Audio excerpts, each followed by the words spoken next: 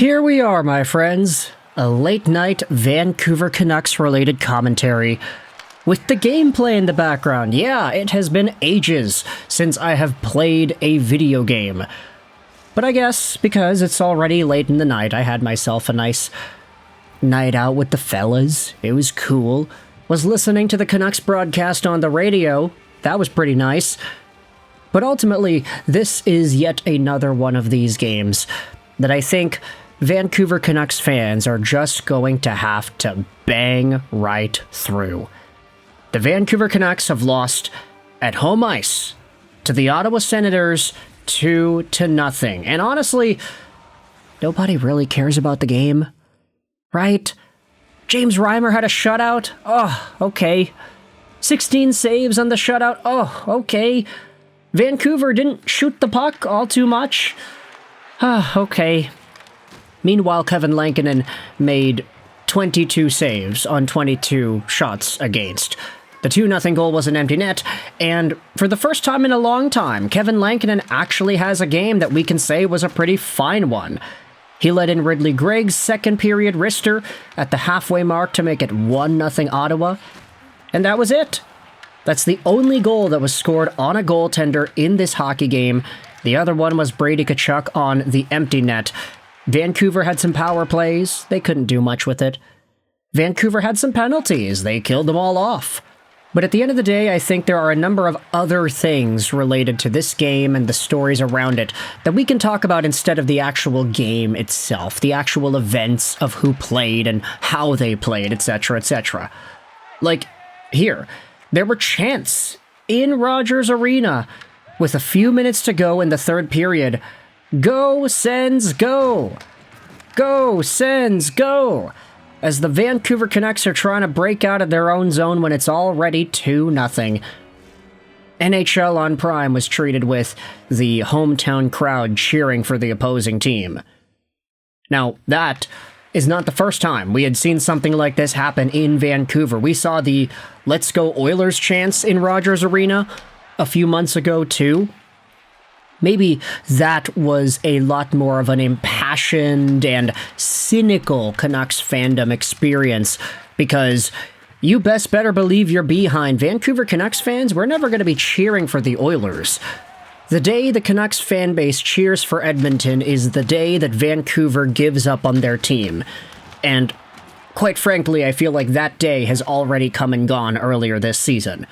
Go Sens Go is just a cynical beating of the nail into the coffin as the Canucks end up dropping another one at home.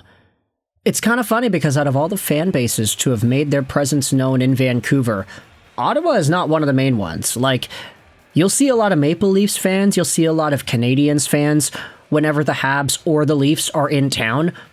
The crowd itself, the amount of jerseys that you see of other colors that are not blue and green, it's pretty apparent when you're watching the Maple Leafs or the Canadiens play off against Vancouver. Ottawa, they're not one of those teams that takes the biggest spotlight there. And that's okay, because now there's a first time for anything. A lot of Sens fans going out there and converting to Senators fandom in the events of this hockey game. And definitely a lot of Canucks fans cynically cheering against their own team. But with that said, there were a number of other things that I think we can talk about from this Vancouver Canucks game, like some of the guests that were on the Amazon broadcast. They had Michael Bublé on. There's a lot going on with Amazon and Michael Bublé. They also had themselves the Chris Pronger comments and talking point posted about on the broadcast too. I don't know if you had seen it, but Chris Pronger was making rounds around social media earlier this week because of what he had to say about the Vancouver Canucks. You have a lot of Canucks fans going out there and citing the Hockey Hall of Famer and former Stanley Cup champion, talking about his commentary on the Canucks and their mindset and what actually should be going down with this team. He tweeted this out earlier yesterday, on a plane headed north. See you soon, Vancouver. Hit me with some questions. Top reply from Drew says, if you were the GM, what would be the 2 things on your list to accomplish in the offseason for Vancouver? Rebuild a winning culture, Pronger said. The Canucks have not had that type of identity since the early 2010s. Swagger and belief are important before the wins start to pile up. Development is going to be the most important part of their rebuild. The UFAs will be the last pieces. How and where would you realistically begin to rebuild a winning culture? Targeting specific UFAs? Owner prioritizing a practice facility? Coaching staff? It feels like the entire organization is a mess. Pronger said that rebuilds start with identifying specific players already in the organization to build with, if any. Drafting well is essential to not stalling the process, and creating a culture to develop from within, and then adding UFAs when closer to windows to win a championship. That's a pretty fair response, and I do think that Pronger is on the right track here. Now, we have seen some Canucks fans saying, oh, Pronger should be the new GM. Get him in here. Kick out Patrick Allvin. But as we had mentioned earlier in the show here, it doesn't seem like Patrick Allvin is going to be on his way out anytime soon, considering the fact that this owner is not going to want to pay guys to not work for him.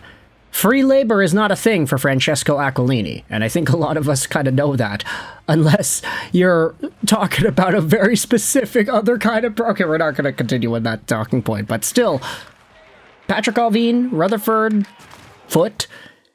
If the team's going to be bad anyway, no matter what happens, there's no reason to fire these guys and have to hire somebody else and pay them more money in order to make them work for you. Doesn't seem like that's going to be the case here for Francesco and the Canucks. But, you know, it is apparent. Some of the guys that are still on the team post-trade deadline, it looks like we actually have some conversation points about that too. Take a look at this. Irfan Gaffar said this on Sakaris and Price earlier this afternoon. The Canucks won't actively try to prevent Evander Kane from playing his 1,000th game by scratching him going forward, but his minutes and playing time are probably going to drop off quite a bit now that they aren't showcasing him for a trade.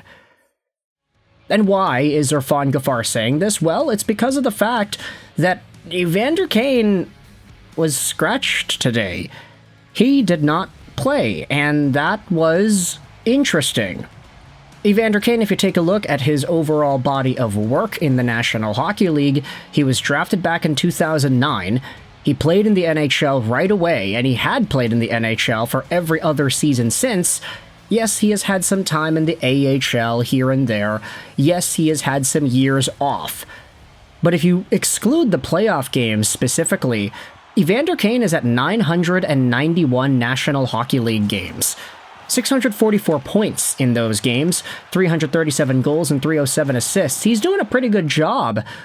But this is a guy who is 9 games away from playing his 1,000th. And after the trade deadline on Friday, where he didn't get moved, this may not be the most used period of his season where the Vancouver Canucks just decide, well, shucks, the trade deadline's already gone. We can't showcase this guy. We can't put him out there for scouts to evaluate and see because he's not going to be available to any team's playoff run.